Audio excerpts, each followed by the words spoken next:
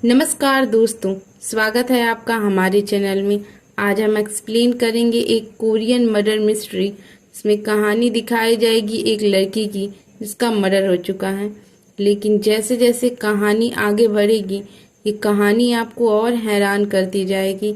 और क्या सच में हान का मर्डर हुआ है या उसके पीछे छिपी है बहुत बड़ी साजिश? तो चलिए शुरू करते हैं।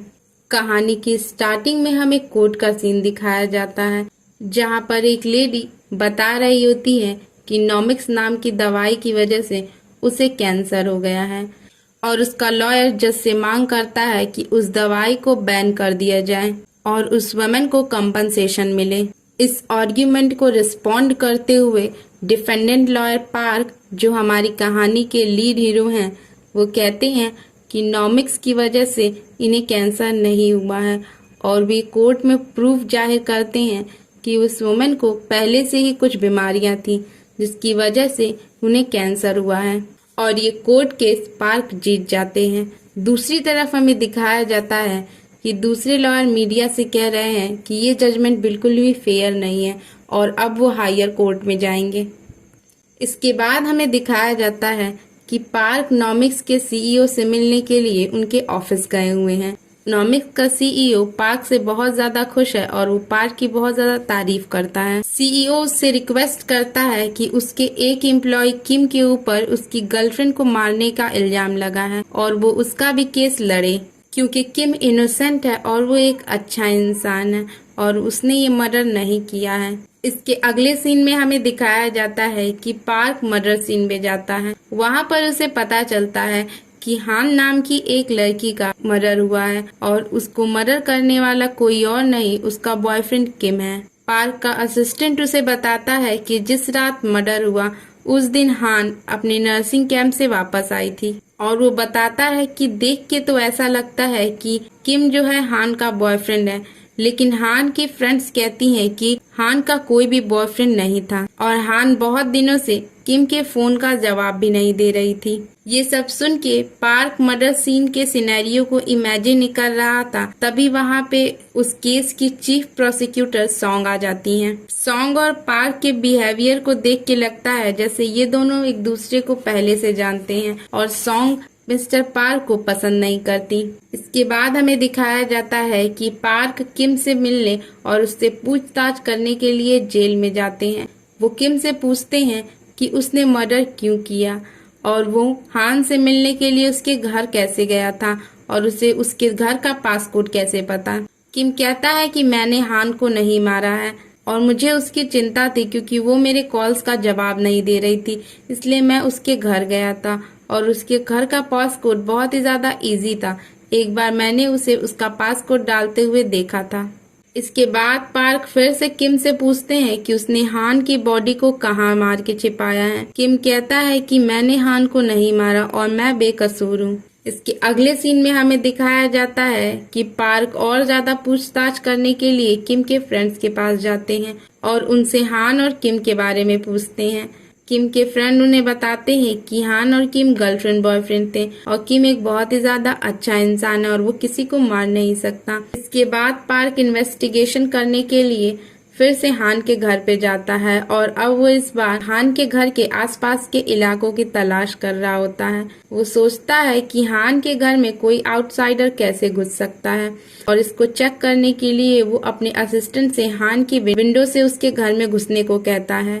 इधर उसका असिस्टेंट हान की विंडो पर से चढ़ के उसके घर में घुसता है और वहीं पे पार्क को कुछ ब्लड के स्पॉट मिलते हैं, जिसकी वजह से वो फॉरेंसिक एक्सपर्ट को कॉल करता है। इसके बाद हमें कोर्ट का सीन दिखाया जाता है। पार्क अपना आर्ग्यूमेंट देते हुए कहता है कि किम ने हान का मर्डर नहीं किया, हान उसका फोन नहीं उठा रही थी, इस वजह से किम हान के घर गया था, लेकिन जब वो वहाँ पे पहुंचा तो वहाँ पे पहले से ही मर्डर हो चुका था।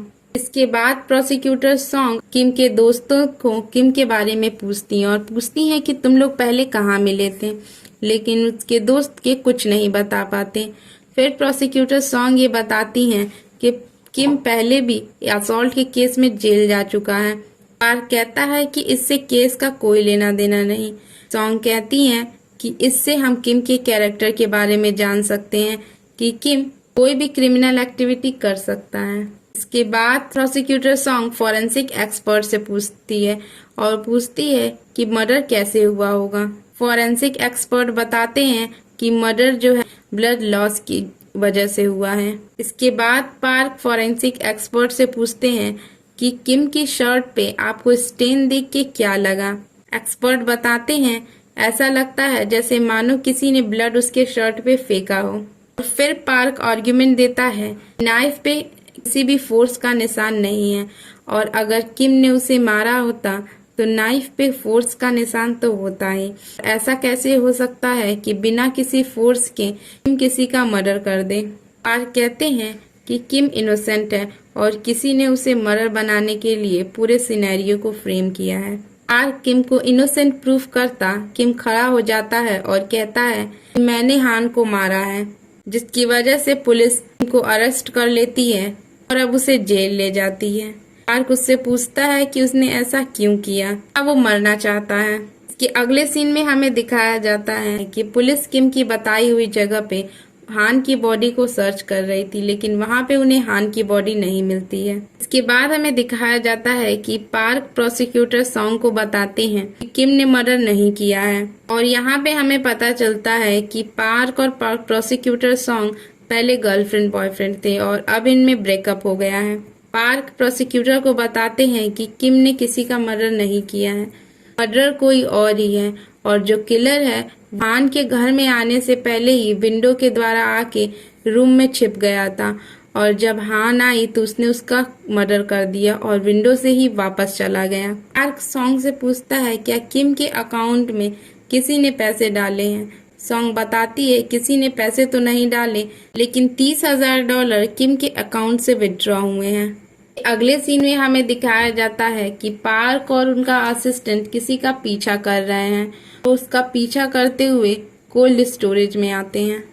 पार्क को यहाँ पे पता चलता है कि ये इलीगल स्टोरेज डेड बॉडीज के लिए है और वो उस जगह के आदमी को पकड़ते हैं।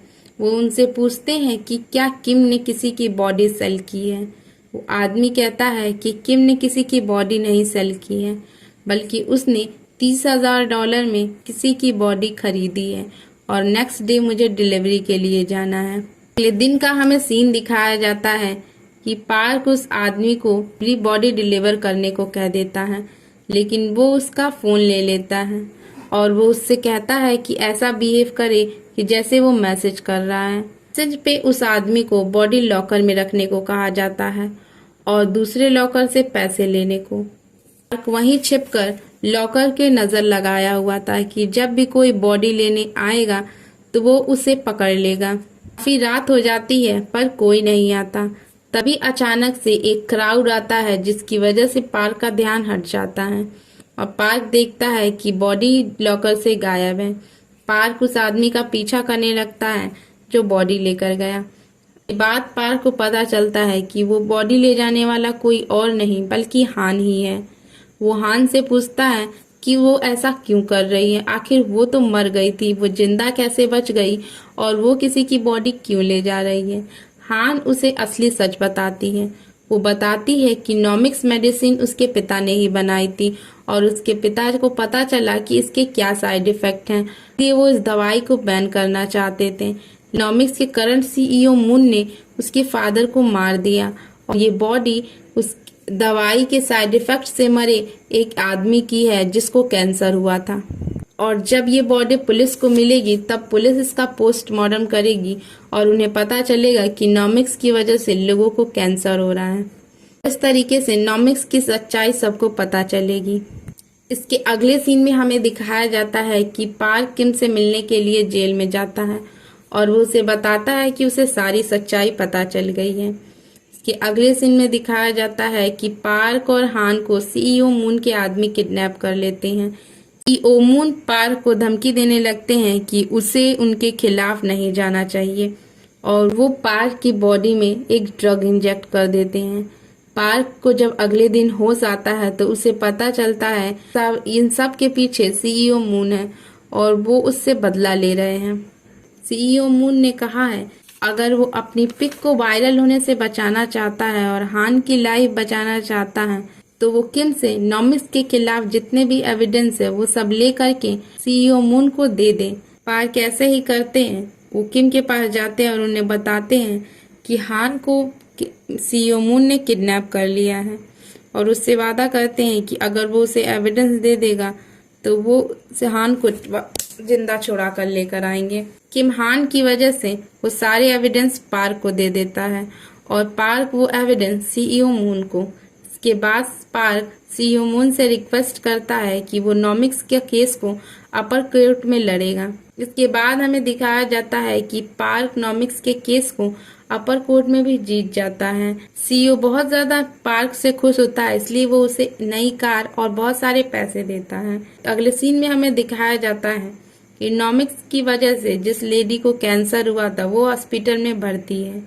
पार्क वहां पे जाता है और उसे बताता है कि नॉमिक्स के खिलाफ डिफेमेशन केस करने की वजह से उस लेडी को नॉमिक्स को $1 मिलियन का फाइन देना होगा।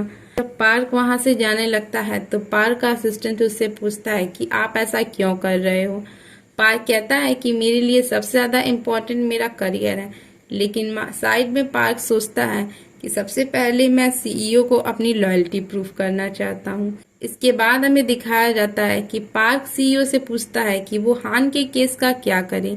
सीईओ कहता है कि जो केस जैसा चल रहा है वैसा ही चले, तुम हान का मर्डर खुद ही कर दो, किम को मर्डर कल्प्रिट बना के उसे अरेस्ट करवा दो। इसके बाद हमें दिखाया जाता है कि किम से जेल में मिलने उसके पिता आए हुए हैं और वो उसे बताते हैं कि न्यूज चल रही है कि हान की बॉडी जल्दी मिल जाएगी। किम बहुत ज्यादा घबरा जाता है और वो सारी सच्चाई प्रोसिक्यूटर सॉन्ग को बताता है कि हान मरी नहीं है और वो सब नॉमिक्स की वजह से हो रहा है।